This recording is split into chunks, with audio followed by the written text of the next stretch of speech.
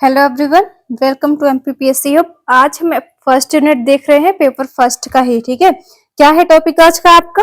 यहाँ पे है हड़प्पा सभ्यता से 10वीं शताब्दी तक। ठीक है, डिटेल में देखेंगे एक बार। आपका जो लास्ट में आप देखोगे फर्स्ट यूनिट में ही फर्स्ट टॉपिक में देखोगे हड़प्पा सभ्यता से 10वीं शताब्दी तक का, इसका डिटेल में हम जानकारी लेते हैं।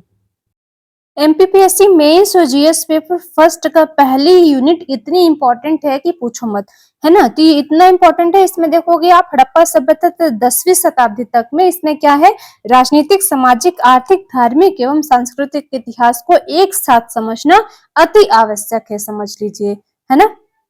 अब देखिए, सबसे पहले हम सिंधु घाटी सभ्यता ही स्टार्ट करेंगे, जिसे हड़प्पा सभ्यता भी कहा जाता है। ठीक है, तो स्टार्ट कहाँ से हुआ था? तो 2500 ईसा पूर्व से लेके 1750 ईसा पूर्व तक हड़प्पा सभ्यता रहा है। अब इसका प्रमुख स्थल कौन कौन सा था? तो हड़प्पा हड़प्पा देखा जाए तो कहाँ? पंजाब में। मोहनजोदड़ो तो कहाँ? सिंध बोला जाता है। लोथल गुजरात में। धौलावीरा गुजरात में। कालीबंगा राजस्थान। एक बात और बता देती हूँ, हड़प्पा, मोहनजोदड़ो, लोथल, धौलावीरा, कालीबंगा, इसको थोड़ा डिटेल में पढ़ना, क्योंकि 2 नंबर के क्वेश्चन में भी आ सकता है।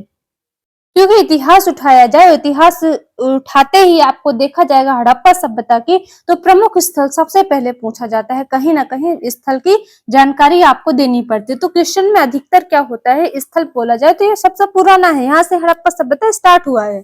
तो हो सकता है कि ये बहुत इंपॉर्टेंट हो जाते हैं, धौलावीरा, मोहनजोदड़ो, ये लोथल। ठीक है, हड़प्पा सभ्यता का सामाजिक जीवन देखा जाए तो कैसा था? तो इस टाइम पे सामाजिक जीवन मात्र देवी की पूजा होने लग गई थी।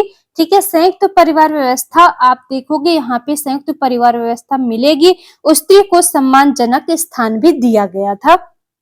आर्थिक जीवन की बात करें तो यहाँ पे कृषि मुख्य व्यवसाय थी। ठीक है, हड़प्पा सभ्यता की गेहूं, जौ, कपास की खेती हो गई थी। मेसोपोटामिया से व्यापार शुरू हो गया था।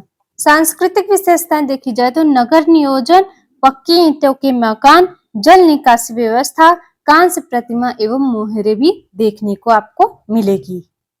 अब इसका पतन का कारण क्या था हड़प्पा सभ्यता का? तो बाढ़, नदी मार्ग परिवर्तन, जलवायु परिवर्तन, ये पतन के कारण थे। ठीक है, तो ये हो गया आपका सिंधु सभ्यता बोले या हड़प्पा सभ्यता बोले। और हड़प्पा के बाद क्या आया था? वैदिक काल। तो वैदिक काल कब से शुरू हुआ था? तो 1500 से 600 ईसा पूर्व तक। ठीक है, और यहाँ पे क्या स्टार्ट हुआ था? ऋग्वैदिक काल। तो ऋग्वैदिक काल में राजनीतिक व्यवस्था देखा जाए तो राजा जनजातीय प्रमुख था।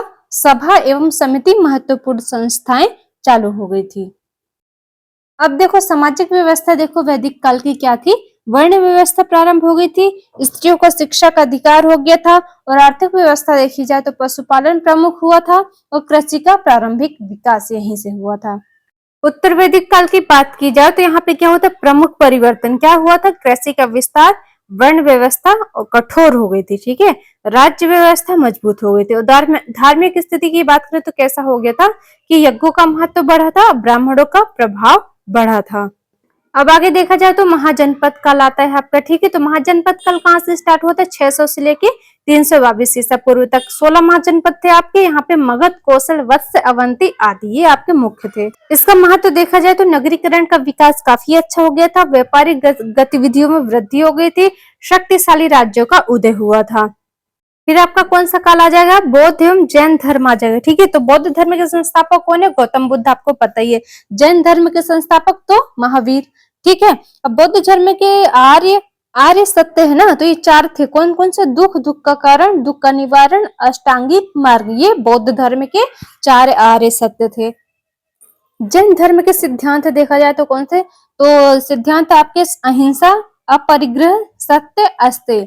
जैन धर्म के संस्थापक आपको पता ही है कि महावीर जी थे। ठीक है, मौर्य काल देखा जाए तो मौर्य साम्राज्य स्टार्ट कब हुआ था? तो 322 से लेके 185 ईसा पूर्व तक था। प्रमुख शासक मौर्य काल के देखा जाए या मौर्य साम्राज्य के देखा जाए तो चंद्रगुप्त मौर्य, बिंदुसार और अशोक। ठीक है, अशोक का योगदान देखा जाए तो धम्मनीति, शिलालेख, बौद्ध धर्म का प्रचार। प्रशासन देखा जाए तो केंद्रीकृत शासन, विशाल नौकरशाही।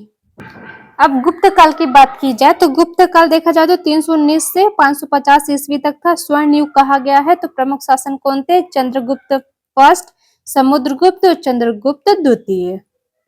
यहाँ पे सांस्कृतिक उपलब्धियां, साहित्य का उत्कर्ष, ठीक है, गणित एवं विज्ञान का विकास हुआ था। विद्वान कौन कौन से थे यहाँ पे? कालिदास और आर्यभट्ट।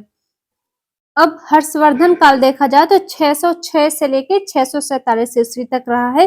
इसकी प्रमुख विशेषता क्या होगी? उत्तर भारत का पुनः एकीकरण हुआ था, बौद्ध धर्म संरक्षण और प्रयाग सभा हुआ था। साहित्य इसका देखा जाए तो नाटक, नागानंद, प्रियदर्शिका।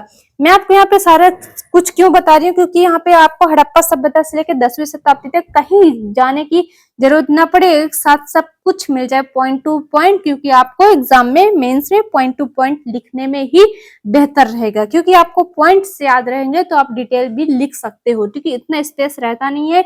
अगर 15 नंबर का क्वेश्चन पूछेगा तो ही आप लिख पाओगे, नहीं तो इतनी आपको पॉइंट टू पॉइंट सारे चीज कवर करनी पड़ेगी। अब चलिए आगे बढ़ते हैं, दक्षिण भारत के प्रमुख राजवंश को देख लेते हैं। तो दक्षिण भारत के प्रमुख राजवंश क्या थे? तो संगम युग पहले देखते हैं। संगम युग की विशेषता क्या थी? कि तमिल साहित्य का विकास हुआ था और समुद्री व्यापार हुआ था। तो ये आपका दक्षिण भारत के प्रमुख राजवंश भी स्टार्ट से याद कर लेना कौन कौन से थे, ठीक है। यहाँ पे पल्लव और चालुक्य भी देखा जाए तो पल्लव देखा जाए तो राजधानी का कांची, महाबलीपुरम मंदिर है यहाँ पे पल्लव पे, ठीक है। राजधानी चालुक्य की राजधानी क्या है? वातापी, जिसे बादामी बोला जाता है। एहोल एवं पटडकल मंदिर, ठीक है, ये आप याद रखना। अब देखते हैं राजपूत काल, ये कहां से कहां तक था? तो 7वीं से 10वीं तक, मतलब 7 आप स्टार्ट करोगे 10 तक, शताब्दी तक था। प्रमुख राजवंश यहाँ पे कौन कौन था? तो प्रतिहार, परमार, चौहान, चंदेल, ये चारों वंश राजपूत काल वंश में आते हैं। प्रतिहार वंश, परमार वंश, चौहान वंश, चंदेल वंश। अब सांस्कृतिक योगदान देखें तो मंदिर का निर्माण हुआ था, कला एवं स्थापत्य का विकास हुआ था। अब यहाँ पे देखना सामाजिक एवं सांस्कृतिक विकास, मतलब हड़प्पा से लेके 10वीं शताब्दी तक समाज कैसा था? तो वर्ण व्यवस्था का विकास हो गया था, संयुक्त परिवार हो गया था, ग्राम आधारित जीवन हो गया था। धर्म की बात की जाए तो वैदिक धर्म, बौद्ध धर्म, जैन धर्म, भक्ति की प्रारंभिक धाराएं यहाँ से स्टार्ट हो गई थी। कला एवं स्थापत्य की बात की जाए तो स्तूप, गुफाएं, मंदिर, स्थापत्य सब यहीं पे मिलते हैं। साहित्य की बात की जाए तो यहाँ पे साहित्य आपके कौन कौन से मिलेंगे? वेद, उपनिषद, महाकाव्य, संस्कृत साहित्य, ये आपको यहाँ पे मिलेंगे, ठीक है। तो ये आपका यहाँ पे लगभग कंप्लीट होता है। अब देखिए लास्ट में निष्कर्ष में क्या लिखोगे आप? हड़प्पा सभ्यता से 10वीं शताब्दी तक भारत में राजनीतिक एकीकरण हुआ था, धार्मिक सहिष्णुता, सांस्कृतिक समन्वय, विज्ञान, कला एवं साहित्य का निरंतर विकास हुआ।